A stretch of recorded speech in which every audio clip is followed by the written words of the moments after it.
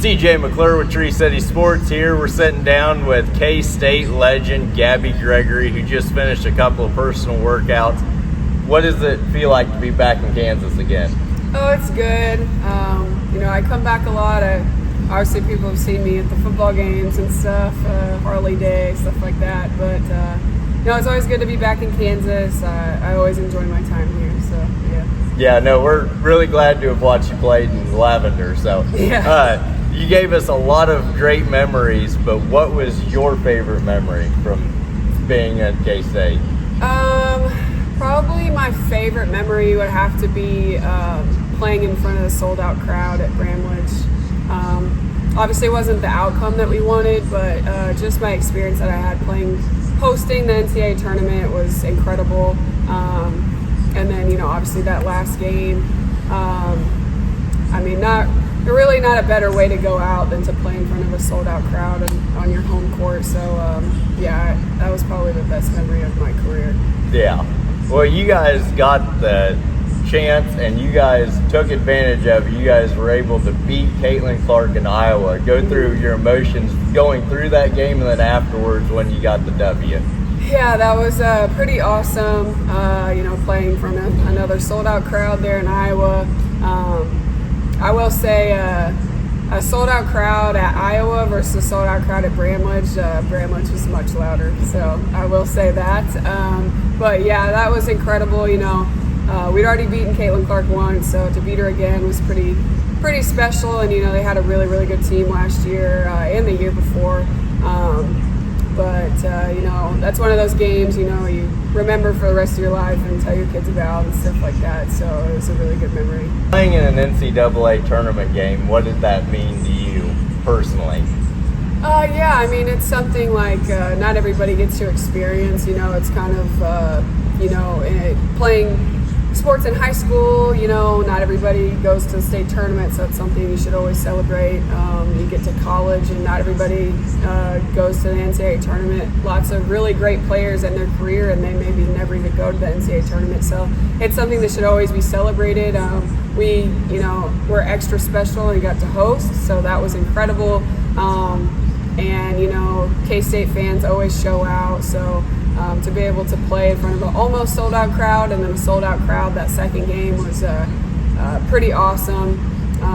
Like I said, not the outcome that we wanted. We obviously thought we'd be moving on to that next round, but I know this upcoming season, that's something that, everybody that played the year before is thinking about. Like, yes, our goal is to host, but, even bigger goal is to move on to those later rounds, and I think they have a good enough team to do that this year.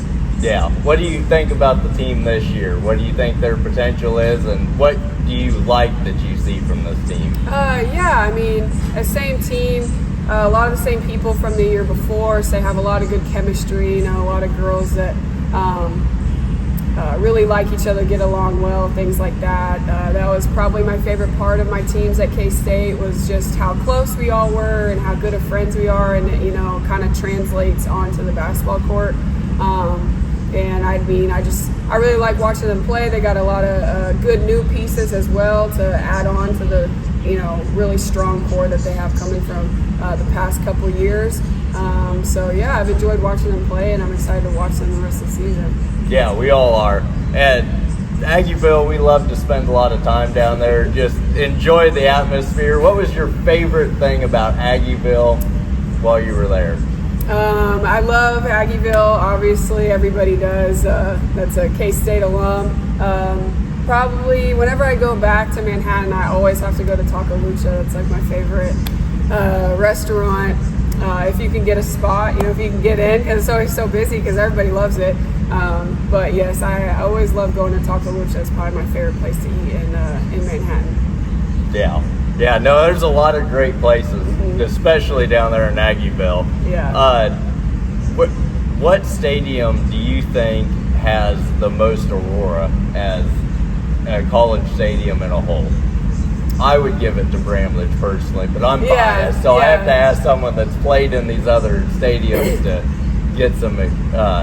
get your thoughts on it. I think definitely playing at Bramlage. That was always my favorite place to play, even when I was at Oklahoma. We always liked playing at Bramlage just because even if it wasn't, sold out or something like that, we always said it felt like the fans were like almost kind of like on top of you, and it was just like a better, like experience from like a player versus, these other places we played at that were more flat and, kind of didn't really feel very full. And I always liked how many, students they always had come to the games when I would play against K-State. I would say, obviously playing at KU is pretty cool if you're, a basketball fan. It's just so much history and stuff there. But I would say probably Baylor's new gym that just opened is pretty awesome. It's pretty small, but it's really, really nice. And they kind of have like a special thing to where they have the students sit behind the goal. So that was probably one of the crazier things we had seen. We hadn't really experienced having fans behind the goal distracting you during free throws. I remember, that was a big game that we won at Baylor. Short-handed, Yoki wasn't playing. Eliza had like game of her life, and we ended up beating them. But towards the end of the game, we had to shoot free throws in front of those students. And I remember we were talking to each other like on the court, like, God, this is really tough. Like, it's hard to shoot these free throws in front of those students. So yeah, that's probably the second nicest gym, next to Bramlage. But yeah. No, it's Big 12 is a different animal when it comes to all sports. Big 12 is very competitive, and that's one of the things that makes it so special. Yeah. And we like to give KU a bunch of crap, but we're Big 12 fans at heart. Mm-hmm. So I have to say, Iowa State, how did you lose that game? You should have won that game. I'm sorry, I have to say it. That was bad. We were rooting for you, and you blew that for us. So, who is your favorite player to play against?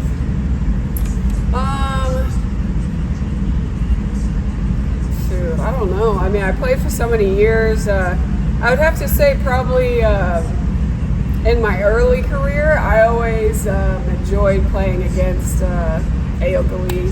And that was, a big reason that I wanted to, when I did enter the portal and stuff, that was a big thing that drew me to go to K-State was the opportunity to play with her. She's might go down as one of the best players, in college basketball history, just her statistics and, obviously her record and all those things. So, really a generational talent. So that was, obviously somebody that I loved playing against. And then Caitlin Clark is obviously another person that's pretty cool to play against. So, yeah. Yeah. Now, when Lee put up her record-setting game, mm-hmm. What was the atmosphere in the locker room after that game? I've gotten a lot of crap for it, being on the other team for that record, but I always say I had the same view as everybody else from the bench, so I didn't have much to do with it or to have a chance to really stop it too much, but it was pretty embarrassing, I think, for everybody involved. It was tough, going to class after that, and people were like, how did y'all let that girl score 6-1? I'm like, I don't know. And I didn't have much to do with it, honestly. But she's just, it's just a testament to the incredible player she is. I mean, she's pretty good, obviously. Yeah. So if you're going to score 6-1 points a game, I don't care who you're playing at, high school, college, but especially Power 4 Big 12 basketball game, it's incredible. So she's pretty good. Yeah, and then you got to be on the same side as her. And then I had the opportunity, to join her, so it was pretty good. And I enjoyed my time. I loved playing with her. I loved playing with everybody at K-State. So it's pretty cool. Yeah. So there is something that I have to bring up, and I'm sorry in advance for this, but it gets talked about way too much. But as fans, we love talking about it. Explain to the ones that don't know the full story. Explain the Gap Goat. So basically the whole story is Coach Mitty came to the three captains last year. So myself, Yoki, and Serena. and he said he wanted a way to track this statistic basically that we had been practicing in our practices leading up to the season. So basically people have heard of like getting 3 stops in a row on defense. Some people call it a kill. We called it a gap. Every time we got 3 stops in a row, that would be 1 gap. And so we would do this gap drill in practice all the time, trying to get 3 stops in a row. So he wanted to implement that into the games, but he wanted a way to keep track of them because he saw some statistic or something that if you get 3 stops in a row 7 times within a game, you win like 90-something% of your games. So that was always our goal, was to get 3 stops in a row 7 separate times. So he tells us, like, I don't care what you do, I want you to have fun with it. Come up with a way that the bench can get involved, everyone can get involved counting the gaps for the game. So, you know, he tells us this and we're kind of just thinking, and I start thinking, okay, gaps, maybe we could use like an animal. And so I think, okay, what if we did like gap goats? Yeah. And it just came to me because my favorite animal is a goat. I've always loved goats. Ever since I was a little kid, I've been begging my parents to give me a goat. They still have not given me one, whatever. But I'm thinking, okay, gap goat. I'm like, maybe we could get like a stuffed animal. Like, and then we get 3 stops in a row, we hold the goat up, that's 1 gap. And they're like, okay, so what about when we get 7, then what? And I was like, okay, well, what if he had like a necklace that had a 7 on it, and whenever we get 7, then he gets to put his little necklace on. And Yoki and Serena are kind of just like, Gabby, just do whatever. Like, I don't need, like, you're just go. I was just running with all these ideas. So I get with Casey, who was our dobo at the time, and I'm telling her all about it. I'm like, she's like, if you can find it on Amazon, just show it to me, I'll buy it. So I found this giant stuffed animal goat, a K-State jersey, and then a big 7 chain with diamonds, whatever. And then Yoki had a different chain that her cat, Chadwick, would wear. And so they ended up ordering all the stuff. My mom actually printed out the Gap Goat that's on the back of his jersey. She has like a t-shirt press and everything. Got that on there, and then he was ready to go for the first game, and it kind of just stuck.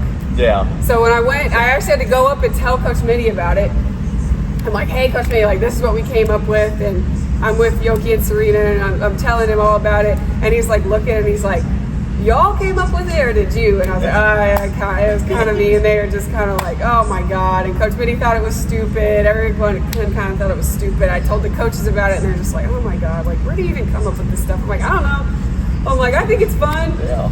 And then he just stuck, and then now he's famous. Yeah. So, and then Coach Mitty was even the one that came up to us later, or came up to me later.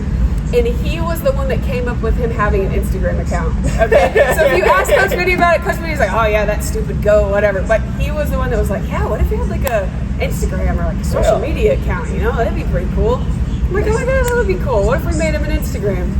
So yeah, Coach Mitty, it's kind of like, I've explained this before. It's kind of like, you know, when you like get a puppy and your dad is like very apprehensive at first. Oh, I don't want that stupid dog. Like, oh, keep that puppy away from me. But then like a couple weeks later, you find him like asleep cuddling the puppy, and then he like loves the puppy more than he loves you. That's kind of like best friends. They're best friends. That's Coach Mitty and the goat. Yeah. That's kind of how it went. He was like, oh, this is so stupid, and now he thinks it's the coolest thing. Yeah. So, No, it really is a really cool thing. it is cool. And now he has T-shirts, he has merchandise, Gap Go. I should have trademarked it, honestly. You should have. But, you know, yeah, he's pretty famous, and he's here to stay. I don't know how long it'll stay with the team, but...